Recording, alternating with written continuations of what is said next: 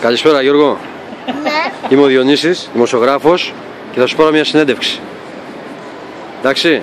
Λοιπόν, θέλω να μου πεις από αυτούς που παίξανε σήμερα ποιος παίκτης σου άρεσε πιο πολύ. Ο Μήτρογλου. Γιατί σ' αρέσει ο Μήτρογλου? Γιατί βάζει γκολ. Βάζει γκολ. Και πώς παίζει, με τι παίζει? Με το παπί. Αφού δεν είχε παπί μέσα σήμερα. Το ξέρω. Αλλά τι, είχε το παπί, φέρνει το παπί. Το παπί είναι αόρατο. Και τι, έχει εξάτμιση? Ναι. Γιατί όμως τέτοιο, πού είναι η εξάτμιση? Ναι, η εξάτμιση είναι αόρατο όπως το παπί. Α, είναι αόρατο το παπί. Ναι. Και γι' αυτό βάζει τα γκολ, γιατί είναι γρήγορος με το παπί. Ναι. Α, κατάλαβα. Και δεν τον φτάνουνε. Έχεις τίποτα άλλο να πεις για τον αγώνα σήμερα? Ναι, πως ήταν τέλειο. Μάλιστα. Να σου πω κάτι άλλο, να σου πω κάτι, μην φεύγεις εδώ στο φακό.